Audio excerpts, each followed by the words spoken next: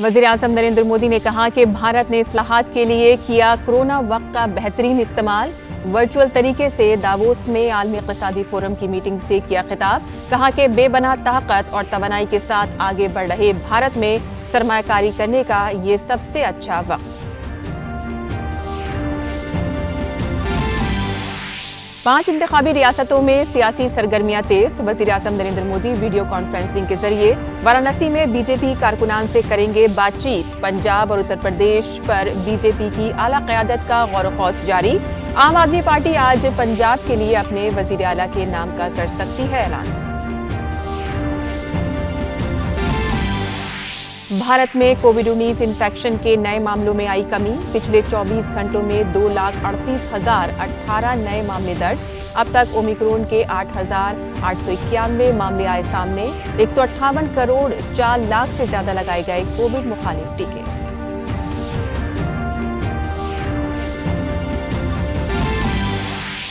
अफगानिस्तान के मगरबी सूबे बागेस में कल आए ज़लज़ले में मरने वालों की तादाद बढ़कर हुई 26। ज़लज़ले के तेज झटकों से कई घरों को पहुंचा नुकसान। दूरदराज के गांव में अभी भी राहत और बचाव का काम जारी।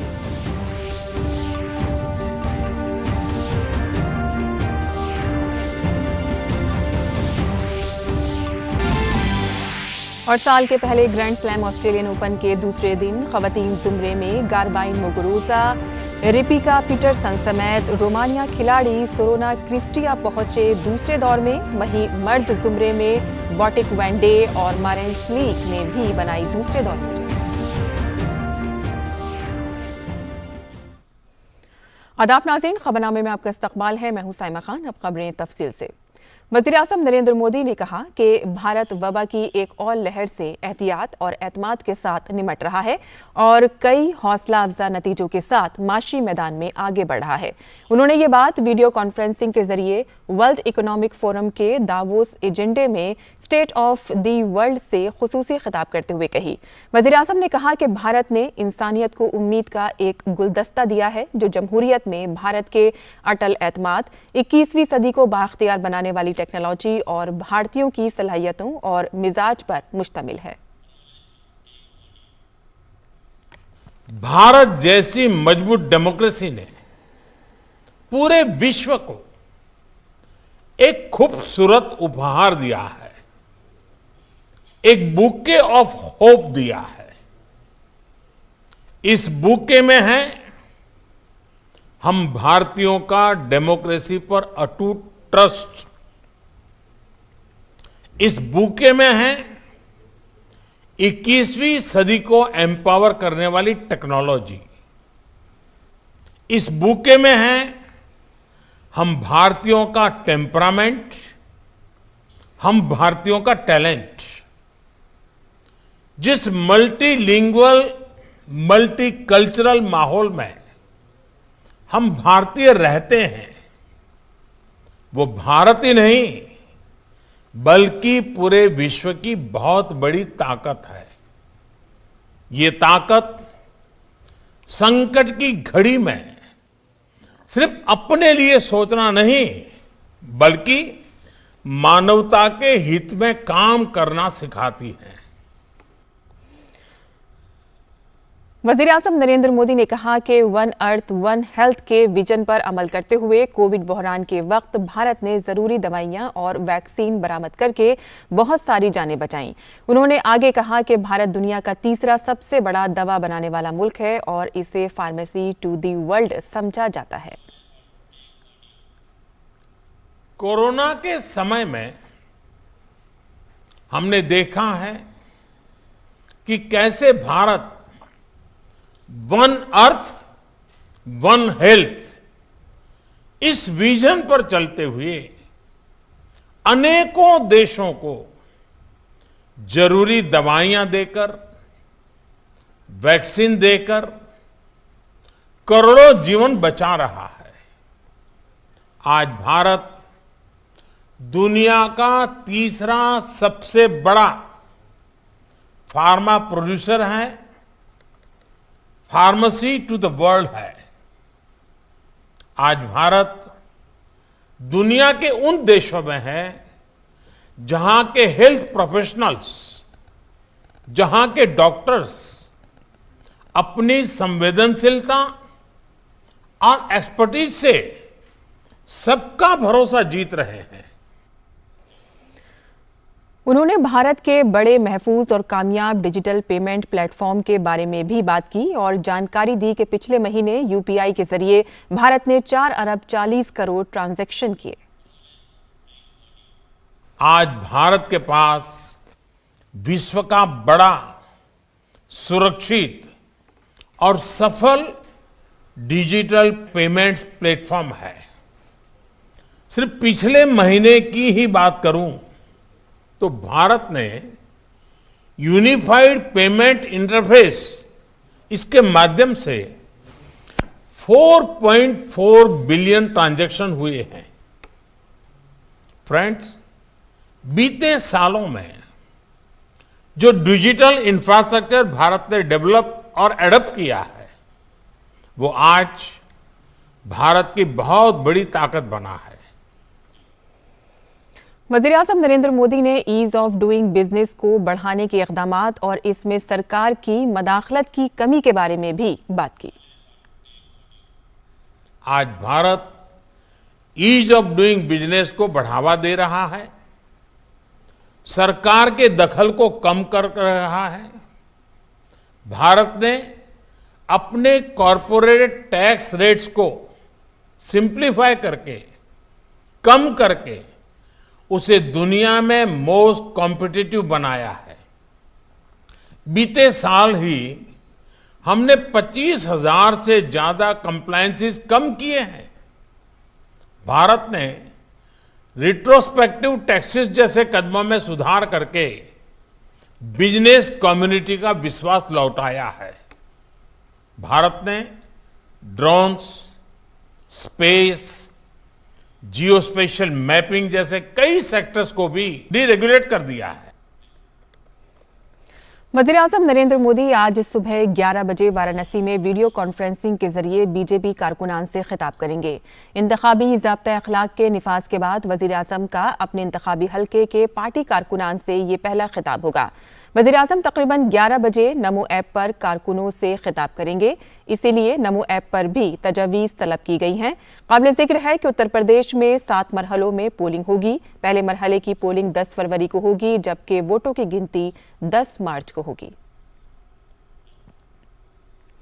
5 इंतखाबी रियासतों में सियासी सरगर्मियां तेज हो गई हैं। कल दिल्ली में बीजेपी की आला क़यादत ने पंजाब के कोर ग्रुप के साथ असेंबली इंतखाबात के पेश नज़र गौर खौज किया, जिसमें खास तौर पर पार्टी की हिकमत अमली और टिकटों की तकसीम पर तबादला ख्याल किया गया।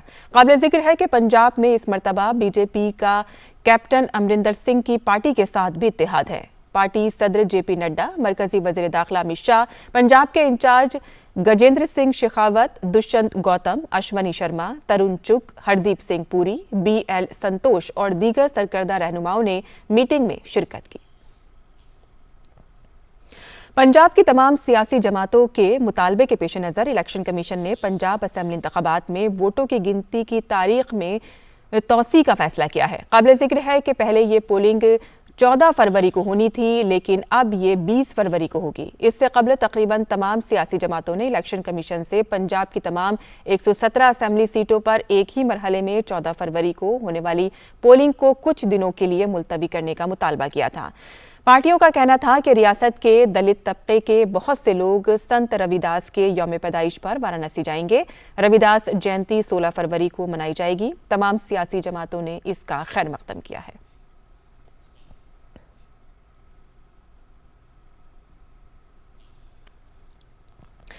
और आम आदमी पार्टी आज पंजाब के लिए अपने वजीर आला के नाम का ऐलान कर सकती है। इसकी जानकारी कल दिल्ली के वजीर आला अरविंद केजरीवाल ने दी। और अब बात कोरोना की।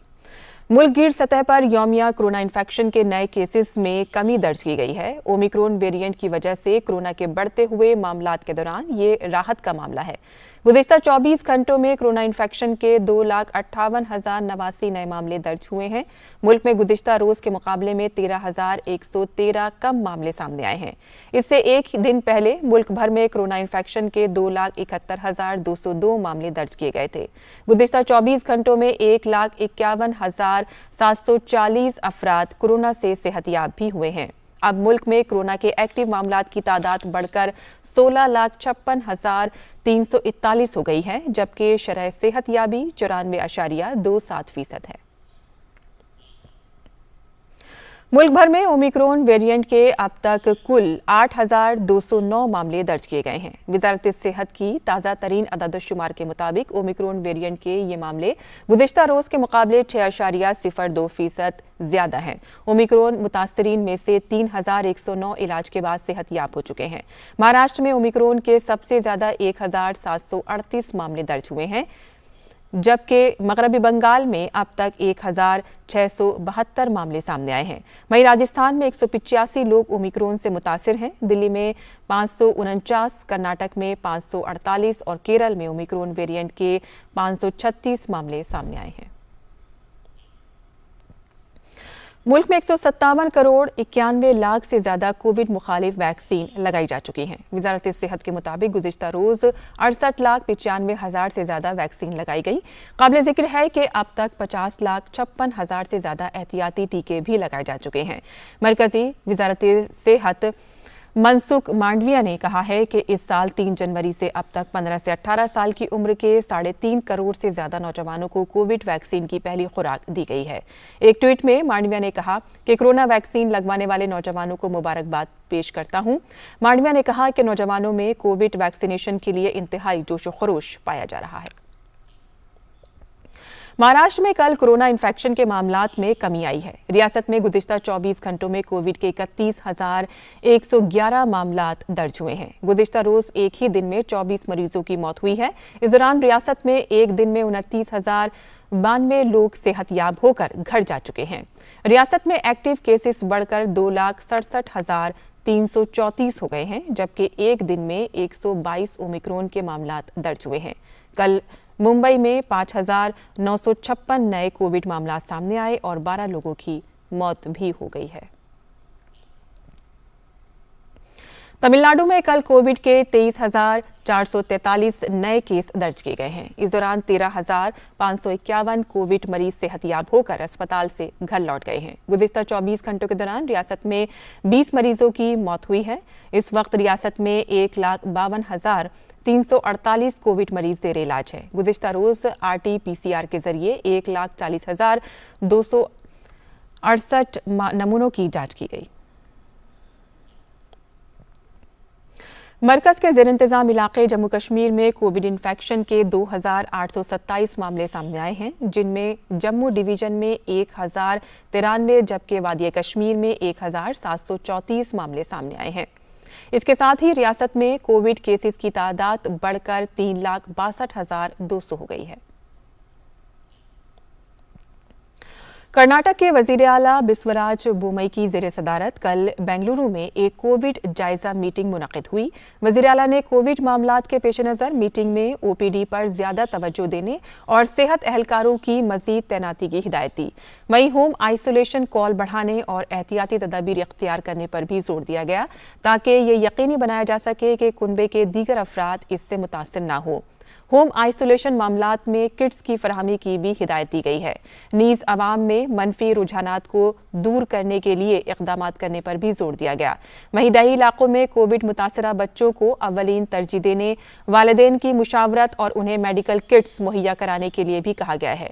मीटिंग में बच्चों के लिए अलहदा मेडिकल किट्स तैयार करने की हिदायत भी जारी की गई है। हंगामी हालात के पेश नज़र ऑक्सीजन प्लांट्स को तैयार रखने और अस्पतालों में जनरेटर निज़ाम के बंदोबस्त पर भी खास तौर पर जोर दिया गया है। बच्चों और बुजुर्ग शहरियों की ज्यादा निगहदाश्त और वैक्सीनेशन मुहिम को जल्द मुकम्मल करने की भी तलकीन की गई है। ज़राए इब्लाग के जरिए लोगों में कोविड के तई बेदारी आम करने के लिए भी कहा गया है। काबिल जिक्र है कि वज़ीर आला ने भारतीय हुकूमत के रहनुमा खतूब के तहत ICMR के उसूलों के मुताबिक ग्रेडेड टाइप जांच की हिदायत और 15 से 18 साल की उम्र के अफराद के लिए वैक्सीनेशन मुहिम को तेज करने की हिदायत भी दी है। दिल्ली में गुज़िश्ता 24 घंटों में कोरोना के 12,527 नए मामले सामने आए हैं, जबकि गुज़िश्ता 24 घंटों में 24 मरीजों की मौत हुई है। दिल्ली में कोरोना इन्फेक्शन की शरह बढ़कर 27.99% हो गई है। एक्टिव केसेस की तादाद कम होकर 83,982 हो गई है। इसके साथ ही 18,340 लोग सेहतयाब भी हुए हैं। सेहत और ख़ानदानी फलाह व बहबूद की वजारत ने मुल्क में बालिग कोविड मरीजों के इंतज़ाम के लिए नए तिब्बी रहनुमा खतूत जारी किए हैं। नए रहनुमा खतूत के मुताबिक तपेदिक को कोविड मरीजों के लिए इंतहाई ख़तरनाक बीमारी के ज़ुमरे में शामिल किया गया है। 60 साल से ज़्यादा उम्र के अफराद जो अमराज क़ल्ब, हाई ब्लड प्रेशर, ज़ियाबतीस, HIV, फेफड़ों, गुर्दे, जिगर, दिमाग की बीमारियों और ज़्यादा मोटापे जैसी बीमारियों में मुब्तला हैं, वो इंतहाई ख़तरनाक ज़ुमरे में शामिल किए गए हैं। नए रहनुमा खतूत के मुताबिक स्टेरॉइड या इम्यूनोटोलेटरी थेरेपी से भी इन्फेक्शन के ख़तरे का इम्कान है। सेहत, ख़ानदानी फलाह व बहबूद की वजारत ने मशवरा दिया है कि रेमडेसिविर दवा को ऐसे कोविड मरीजों में इस्तेमाल ना किया जाए जो ऑक्सीजन सपोर्ट पर मुनहसर नहीं हैं या घर पर ही मौजूद हैं। काबिल ज़िक्र है कि रेमडेसिविर दवा महज उन मरीजों को दी जा सकती है जो कोरोना से मुतासिर हैं और जिन्हें बाज़ औक़ात ऑक्सीजन की ज़रूरत पेश आती है। और अब बात करते हैं मौसम की, जहां राजधानी दिल्ली में सर्द तरीन मौसम जारी रहेगा। यहां कम से कम दर्जे हरारत 8 डिग्री सेल्सियस के आसपास रहेगा। वहीं श्रीनगर, जम्मू, लेह और मुजफ्फराबाद में आसमान अब्र आलूद रहेगा। गिलगित में बारिश और बर्फबारी की पेशगोई भी की गई है। मुल्क के इन शहरों में दर्जे हरारत 0 से 4 से 16 डिग्री सेंटीग्रेड के दरमियान रहने का इम्कान है।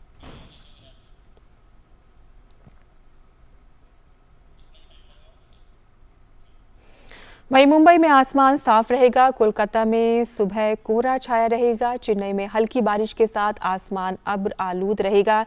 इन शहरों में दर्जे हरारत ज़्यादा से ज़्यादा 32 डिग्री सेल्सियस रहने का इम्कान है। विशाखापट्टनम, हैदराबाद, तिरुवनंतपुरम और पुडुचेरी में आसमान अब्र आलूद रहने और 1 या 2 मकामात पर हल्की बारिश का इम्कान है। बेंगलुरु में सुबह कोहरा छाया रहेगा, बाद में जुज़वी तौर पर आसमान अब्र आलूद रहेगा। इन शहरों में कम से कम दर्जे हरारत 17 डिग्री सेल्सियस और ज़्यादा से ज़्यादा 33 डिग्री सेल्सियस के करीब रहेगा।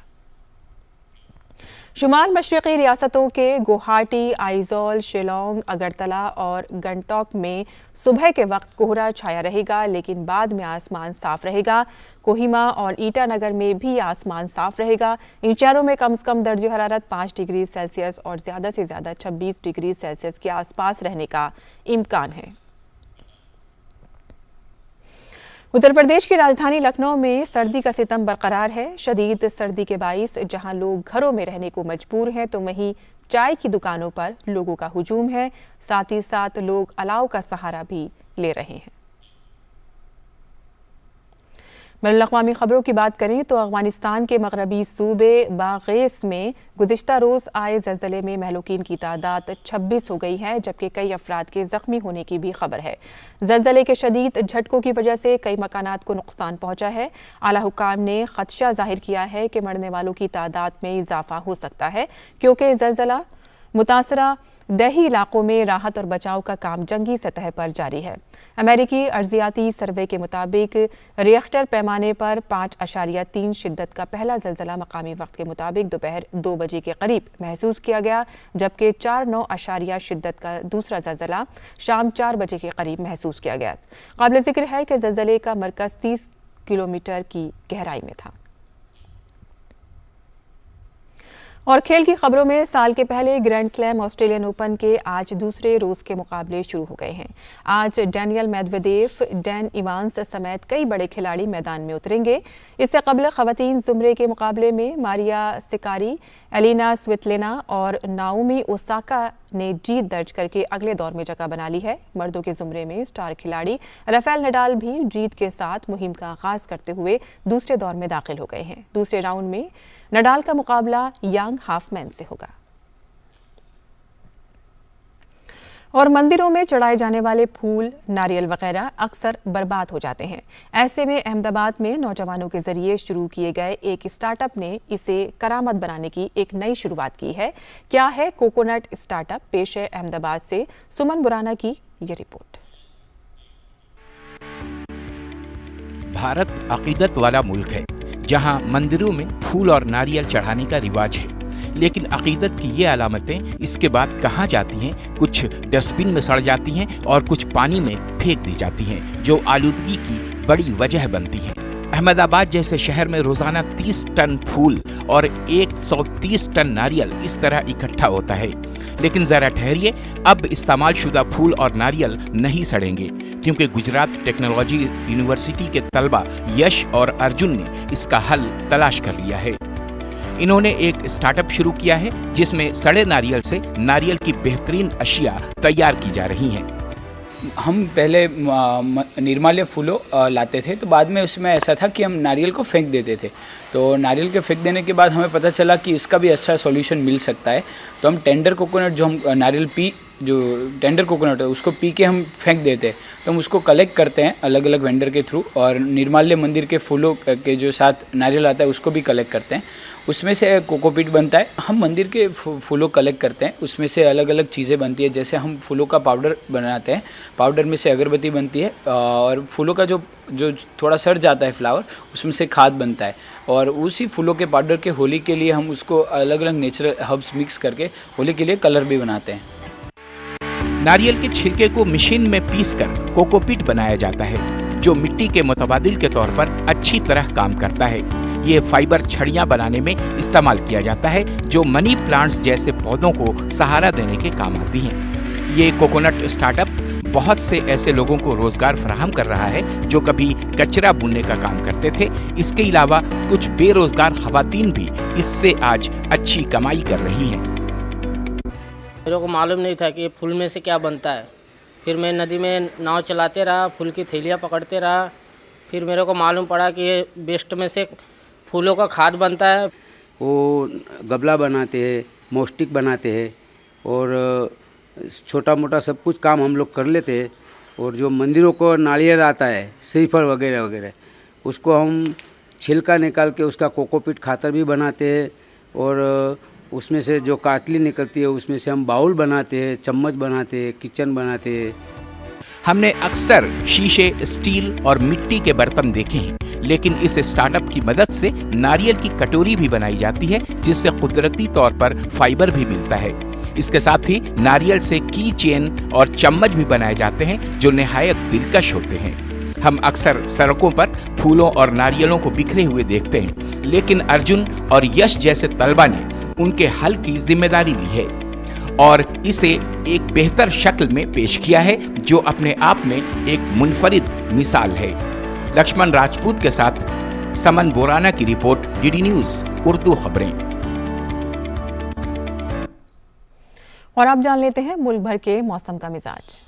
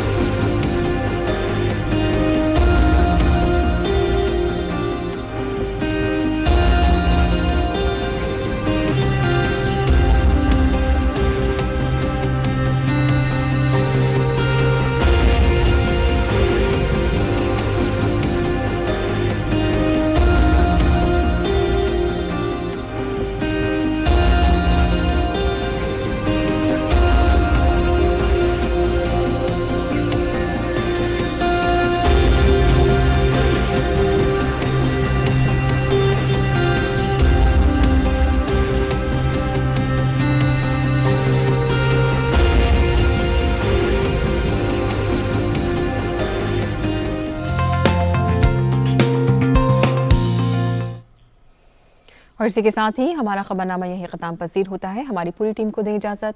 आदाब।